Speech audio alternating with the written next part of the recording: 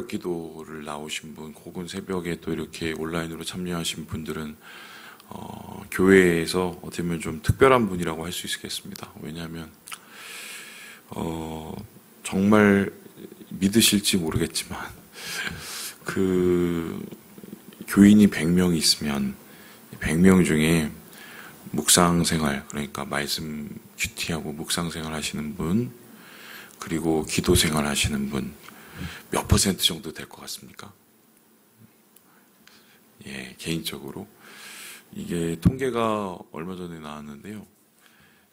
묵상생활, 기도생활 뭐 둘 중에 하나만 하시는 분이 개인적으로 30% 정도밖에 안 됩니다.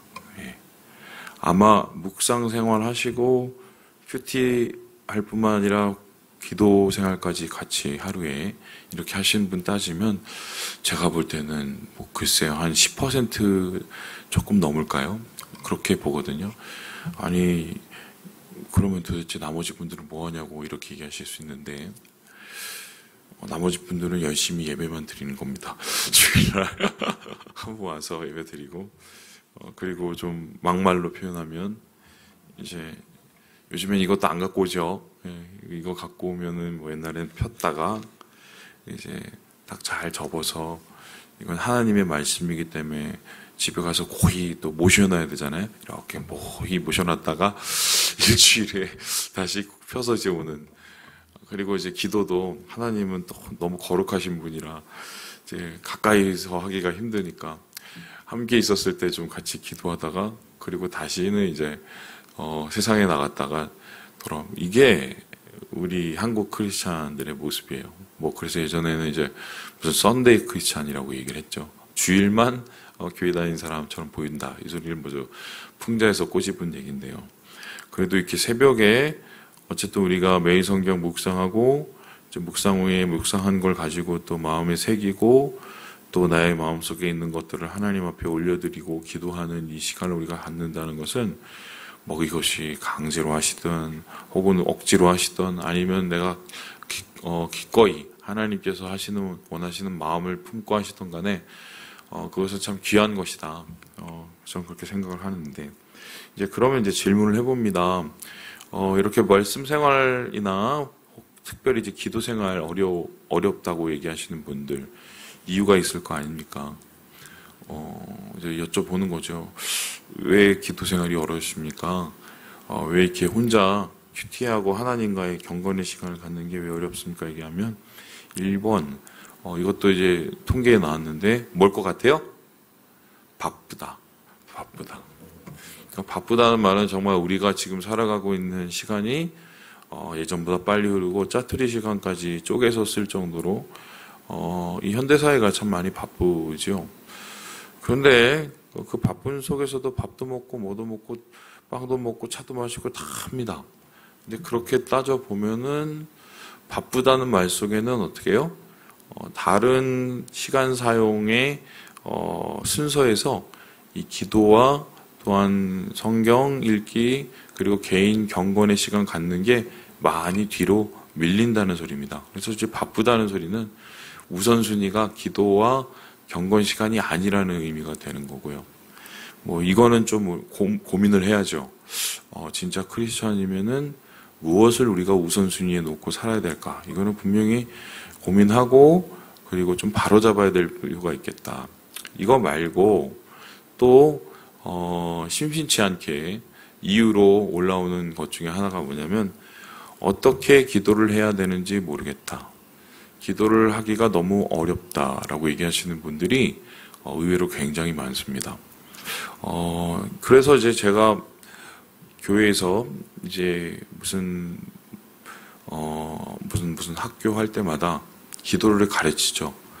뭐 기도의 뭐 5가지 뭐 해갖고 손가락을 가지고 제가 가르친 것도 있고 또 기도의 뭐 순서 뭐 이거 가르친 것도 있고 기도의 태도 이런 거 이제 제가 다 가르치고 공부도 하고 막 이랬습니다. 자, 그러면 그렇게 이제 기도의 태도와 기도의 방법, 심지어는 이제 나중에 실습으로 기도문을 이제 써오시라고 해서 제가 그걸 이제 봐드리기도 했는데요. 근데 그렇게 해도 기도가 그럼 수월해지고 기도하기가 편해졌을까요? 아니면 기도가 어렵다고 생각하실까요? 기도가 어렵다고 생각하십니다. 이제 그렇다면 이제 고민을 해보는 거죠. 기도가 어렵다. 그럼 왜 어려울까? 왜 어려울까? 하나님께 어쨌든 뭐 제일 중요한 건 솔직하게 말씀을 드리고 하나님 앞에 기도하는 것을 포기하지 않고 나아가는 것이 중요한 건데 시간을 들이면서 기도가 어렵다는 말 속에는 좀 다른 의미가 있는데요. 그것은 뭐냐면은 우리가 뭔가 기도에 대해서 오해를 하거나 기도를 하면서 겪게 되는 그 애로사항 그것을 우리가 극복하는 그 근육이 부족하다고 저는 보게 되는데요. 자, 그렇다면은 기도하기 어려울 때 제일 먼저 어려운 점 그리고 그것을 극복하기 어려운 이유가 무엇일까 생각을 해보면 오늘 욥이 겪었던 이유와 되게 비슷하지 않을까 저는 생각합니다. 그것을 욥이 지금 뭐라고 하냐면 이렇게 얘기를 하는데요. 우리 함께 20절의 말씀을 같이 한번 읽어보도록 하겠습니다. 시작. 내가 주께 부르짖으나 주께서 대답하지 아니하시오며 내가 섰사오나 주께서 나를 돌아보지 아니하시나이다. 이런 겁니다. 하나님 아버지, 제가 여기 지금 왔어요. 왔는데 저한테 지금 뭐 어떤 어려운 문제가 있는데요. 이 문제가 좀 진짜 해결이 안 돼서 너무 힘들어요. 하나님 앞에 한번 그렇게 기도를 했다고 쳐봅시다. 그러면 이제 하나님께서 아이고 그러냐. 내가 안 그래도 네가 그 얘기 왜 안 하나 했다. 사실 말이다. 그거는 지금 이렇게 이런 상황이고 네가 그러니까 어떻게 하는 게 좋을 것 같아 라든가 아이고 네가 지금 올 때까지 내가 기다려서 내가 지금 바로 내가 지금 너 그거 응답해 주려고 했는데 내가 이거 딱 줄게. 이렇게 만일에 기도 생활이 그냥 말 그대로 직통이죠. 내가 기도하면 하나님이 바로 말씀하시고 이렇게 이제 대화형 기도가 완성이 된다면 아마 기도를 안 하실 분은 없을걸요? 그렇지 않겠어요? 왜냐하면 내가 하나님 앞에 기도할 때 하나님 아버지 왜 제가 어제 무슨 일이 있었는데요. 뭐 그것 때문에 제가 마음이 속상해요. 아이고 너 그렇게 속상했구나. 대화가 되니까요. 그런데 대개의 경우 기도를 하면은 그렇게 하나님이 아이고 왔어 그래 아이고 그래 내가 알아 아이고 내가 너한테 뭐 해줄게 그렇게 얘기를 하시는 것 같아요. 아니면은 잘 안 들려요? 예? 잘 안 들리죠. 그러니까 기도가 어려운 거예요. 왜냐면은 그래서 이제 예전에 어떤 거를 또 한참 유행했었냐면 한국에 이제 DTS라는 게 유명했어요. 그 YM이나 이런 제자 훈련 하시는 단체에서 하는 거. 이 DTS가 뭐냐면 이제 제자로서의 삶을 살아갈 때 꼭 필요한 몇 가지를 가르치는데 이 YM이나 이제 DTS에서 가르치는 프로그램 중에 제일 사람들의 인기가 많은 프로그램이 하나님의 음성 듣기입니다. 하나님의 음성 듣기. 그래서 하나님의 음성을 어떻게 들으냐, 기도하면서 하나님의 말씀하시는 것을 어떻게 들으냐, 뭐 이런 얘기를 이제 가르치는데 뭐 단계별로 그걸 가르칩니다. 일단은 마음을 내려놓고 하나님 앞에 집중을 하고 그리고 묵상을 하고 찬송을 하고 그러면서 내가 가지고 있는 문제들을 하나님 앞에 하나씩 올려드리고 이에 대해서 하나님께 올려드리는 이후에 하나님께서 어떻게 하시는지 마음속에 있는 말들을 한번 떠올려보고 그 마음속에 있는 말들을 떠올려봐서 그것이 하나님의 음성과 맞는지 한번 다시 점검해보고 뭐 이런 식으로 이제 가르쳤어요. 도식적으로 가르쳤는데 이런 식의 이제 하나님의 음성 듣기 그리고 그 쌍방형 기도의 이제 모습은 사람들이 그전에는 그냥 부르짖고 하나님 주여 주여 주세요 이렇게 일방적으로 기도하는 것에서 벗어나서 뭔가 역동적으로 뭔가 하나님이 살아계신 것을 느껴가면서 이제 기도하는 다이나믹하게 만드는 분명한 기여를 했어요. 그런데 여기에 대해서 이제 적자는 문제가 생기기 시작했습니다. 어떤 거냐면 뭐 개인적으로 이런 건데요. 똑같은 문제를 가지고 어떤 사람이 기도를 했는데 이 사람이 얘기한 거하고 저 사람이 얘기한 게 전혀 다른 거죠. 그리고 옆에 있는 사람들이 아무리 봐도 이것은 하나님께서 저렇게 말씀하지 않을 것 같은데 어떤 사람은 그거를 하나님의 음성이라고 듣고 계속적으로 그냥 붙잡고 하나님이 말씀하셨다고 나아갔다는 거예요. 이런 게 많아지고 그런 하나님의 음성 듣기가 나중에 꼬이면서 분쟁의 이유까지 되는 걸 제가 많이 봤죠. 뭐 우리 교회에서도 뭐 그런 게 분명히 있지 않겠어요? 뭐 제가 아는 뭐 한 분은 뭐 지금 안 계시지만 그 자식에 대한 사랑이 지극하신 권사님 계셨다고 제가 알고 있는데 그 권사님이 꿈이 있었나 봐요. 그 꿈이 그 자식이 이제 잘 되는 거였는데 자식이 잘 되려면 어떻게 됩니까? 공부를 잘하고 좋은 대학에 가야겠죠. 그럼 좋은 대학이 우리나라에서 최고가 어디예요? 의대죠. 그래서 자식을 의대를 보내게 하려고 하나님이 의대 보내게 해주신다고 응답을 받고 기도를 계속해서 3순위, 4순위 막 시킨 거로 제가 알고 있습니다. 예. 그리고 하나님께서 말씀하시고 하나님이 또한 그 말씀을 응답하실 때까지 1시간이건 2시간이건 끝까지 오래 남아서 교회에서 자식 의대 가기 위해서 하나님께 기도드렸다는 분을 제가 알고 있어요. 결론적으로 어떻게 보면 자식이 의대를 갔습니까? 못 갔습니까? 못 갔습니다. 왜냐하면 공부를 안 해서요. 근데 그 대단했던 게 이제 주변 분은 그 친구가 의대를 못 갈 줄 다 알았대요. 왜냐하면은 공부를 안 하니까요. 어떻게 공부를 안 하는데 의대를 가겠어요. 뭐 그냥 일반 어느 정도 수준에 있는 대학도 아니고. 이제 그분은 근데 어머니는 그렇게 하시지 않으신 거죠. 거기에 대해서 정말 이제 모든 걸 걸고 하나님 음성을 들었다고 하면서 확신을 가지고 기도하고 구하라 그리하면 주실 것이오라고 했기 때문에 그렇게 했다고 이제 생각을 하시는데 결론적으로는 그것 때문에 좀 고통이 왔죠. 주변에 있는 분들이 정말 헷갈리고. 이제 하나님의 음성 듣기가 뭐가 문제가 생겼냐면 분별이 굉장히 어렵다는 겁니다. 이런 건데 이게 내가 듣고 싶어서 듣는 얘기인지 아니면 정말 하나님이 하시고자 하는 얘기인지 구별이 안 가는 게 되게 많아요. 그리고 사람이 아무리 하나님 앞에 우리의 마음을 올려드리고 우리의 생각을 올려드리고 우리의 욕심을 올려드려도 우리의 마음속에 있는 정말 놓지 않는 꿈틀거리는 그 무엇이 있거든요. 욕망들이. 근데 그런 것들을 정말 내려놓고 자유함으로 주님을 신뢰할 때 하나님이 말씀하시는 것, 내 마음을 통해서 말씀을 하시는데 그러기가 정말 좀처럼 쉽지가 않은 거죠. 그래서 사실상은 하나님의 음성 듣기라는 것도 지금은 굉장히 좀 위험해질 수 있는 상황까지 왔어요. 한국교회가 좀 혼돈 자체에 이르게 된 건데 뭐 아주 대표적인 얘기를 얘기해 볼까요? 목사님들이 이거 하나님 뜻이라고 말씀을 다 해놓고는 나중에 알고 봤더니 하나님 뜻이 아니라 자기 욕망을 채우기 위해서 하시는 경우 다 하나님 뜻이라고 분명히 얘기를 했는데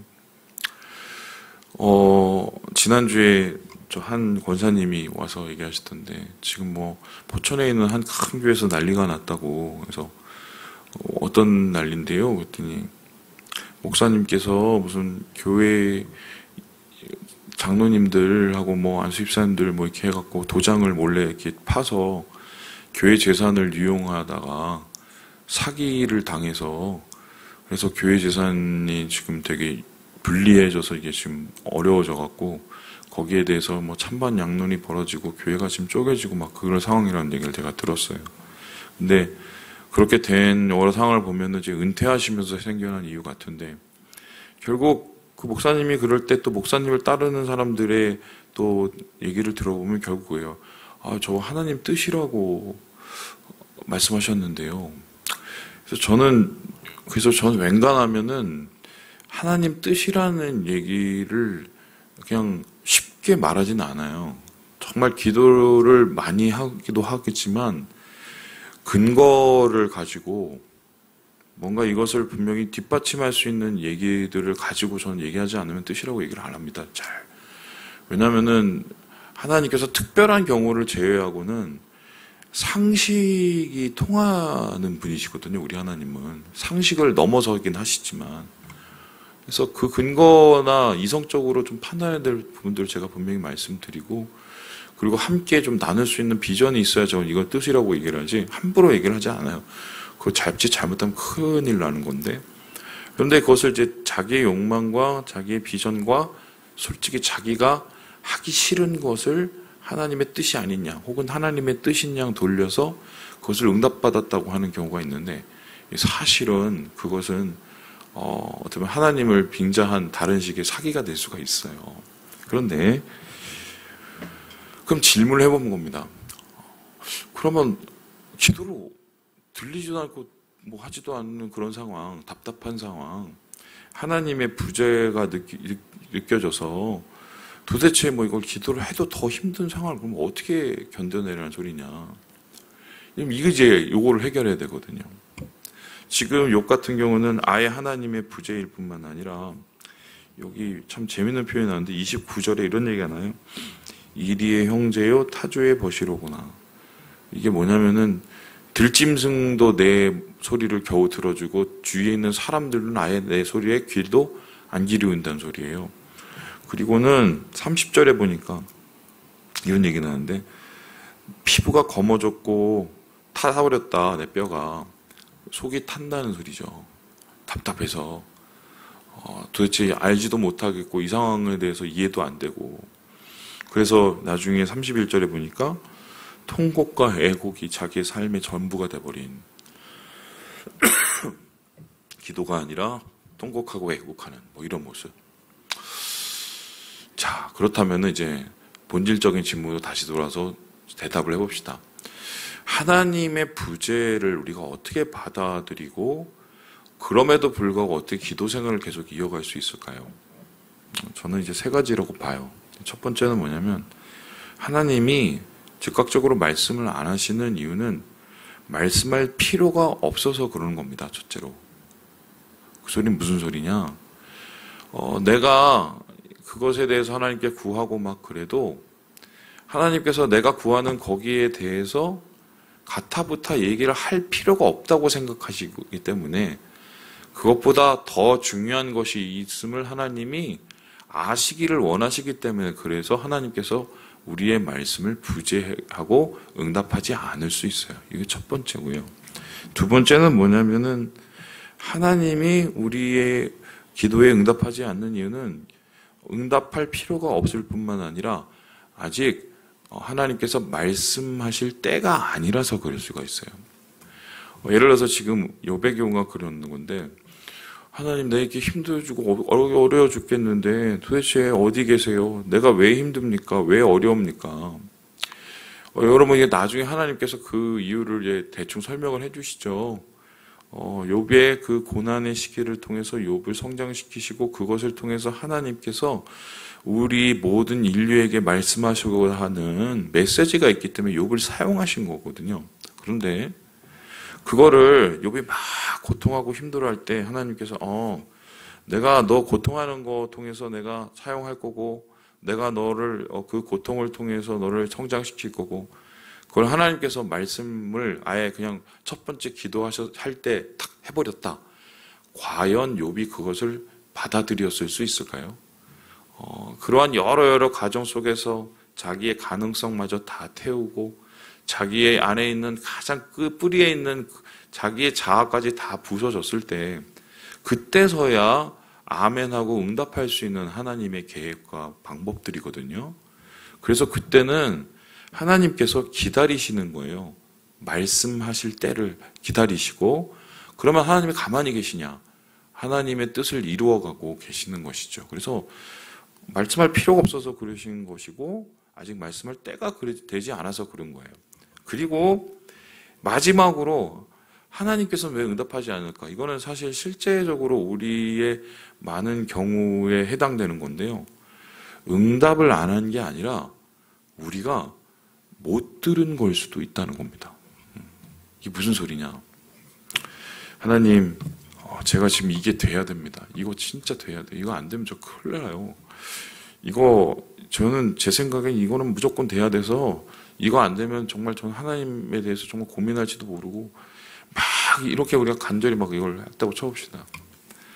근데 하나님께서는 이게 아니거든요. 이거 별로 중요하지 않은 거고 하나님의 뜻도 아니고 그것을 고집하는 게 오히려 하나님 앞에서 멀어지는 건데 거기에 대해서 어떤 식으로 다른 식으로 우리에게 계속 말씀을 하시고 우리가 듣지를 못하니까 주변 상황이나 주변 환경이나 사람들을 통해서 그거를 말씀해 주세요. 그런데 제가 많은 경우를 봤는데 저의 경우도 그렇고 주위에 있는 많은 분들도 그렇고 심지어는 주변 분들이 그런 기도를 하는 이분의 그 기도가 잘못되고 다른 응답이 있다는 걸 주변 분들도 다 하시는 경우가 있어요. 그런데 재밌는 건 그분만 모른다고 할 때가 있습니다. 이유가 뭔지 아세요? 그 응답이 마음에 들지가 않아서예요. 그러니까 이거는 쉽게 설명 하나님이 말씀을 하고 계시는데 안 듣는 거죠. 하나님의 음성을 제한할 때 우리는 하나님의 부재를 느끼게 되는 것입니다. 그런데 결과적으로 이 세 가지의 부재는 여기서 끝나는 것이 아니라 하나님과의 씨름이 되고 그 씨름 끝에 승리하시는 분은 하나님이시고요. 그 하나님의 승리를 통해서 우리는 하나님의 영광을 드러내게 돼 있어요. 이게 결론적으로 욥기의 이야기고 욥기는 그 부재의 시간을 견뎌냄을 통해서 그 부재를 통해서 하나님 앞에 온전한 것을 완성하고 드리는 이 이야기가 바로 전체적인 이야기입니다. 그래서 저는 이렇게 얘기하고 싶은데 안 들려도 기도하는 그 사람이 결국은 기도의 응답과 기도의 성공을 이룬다. 욥이 바로 그것을 해나간 거고요. 자기 자신을 소위 말해서 이리의 친구 타조의 벗이라고 할 정도의 그 고통 속에서도 기도의 끈을 놓지 않았더니 하나님께서 이 기도의 끝을 보게 해주시는 이 모습이 오늘 우리가 그나마 붙잡아야 될 가능성이 아닌가 말씀을 마칩니다. 우리 사랑하는 여러분, 부재는 힘들지만 부재는 하나님의 노가 아니고요.